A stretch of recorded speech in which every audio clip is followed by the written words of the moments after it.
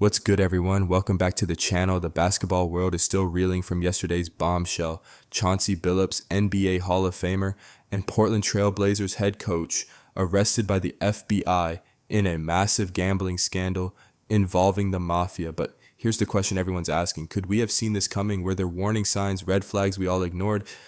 Today, we're diving deep into the timeline and asking the uncomfortable questions. Because when you look closer, there were actually some pretty alarming indicators that something wasn't right. Let's get into it. Here's the wildest part that's coming out now. Professional poker players have been warning people about Chauncey Billups' games for years. Matt Berkey, a professional poker player with millions in career earnings, went on his podcast back in 2019, 6 years ago, and explicitly warned people about games built around Chauncey Billups in Los Angeles and Las Vegas. And I'm not talking subtle hints. Berkey straight up said these games were 100% rigged. He told people he refused to play because it was for sure confirmed to be cheating, He described how players would go all in with terrible hands that somehow always won. His quote, "They know what's coming, man. You don't have to be good if you can know the deck start to finish." So this wasn't some secret operation hidden in the shadows. The poker community, or at least parts of it, knew something was off with Billups' games as far back as 2019. That's the same year the FBI says the Vegas game started. Why didn't anyone blow the whistle? Why didn't these rumors reach the NBA? That's the million-dollar question. Or in this case, the $7 million question, since that's how much victims allegedly lost. Now, I don't want to dwell on this, but we have to acknowledge it. Chauncey Billups had a serious allegation in his past that many fans either forgot about or never knew.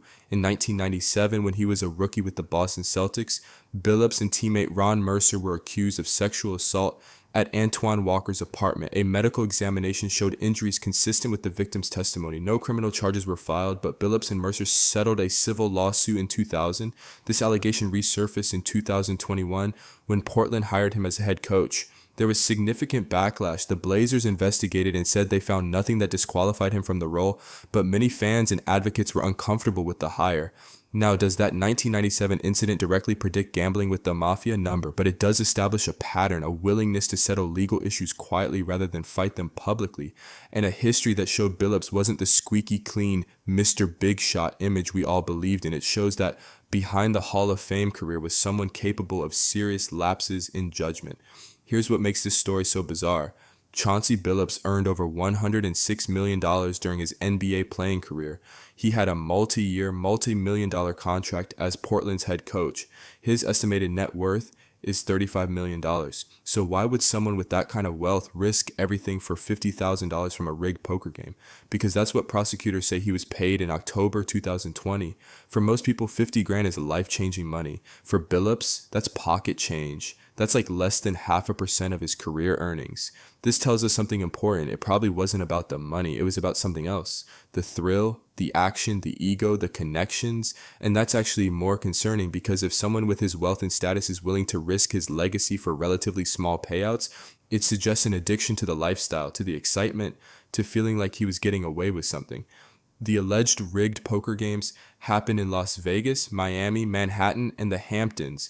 But Vegas is where a lot of this went down. Here's something we should have been asking. What was a recently retired NBA player and then TV analyst doing regularly attending high-stakes underground poker games? These weren't casual celebrity charity tournaments.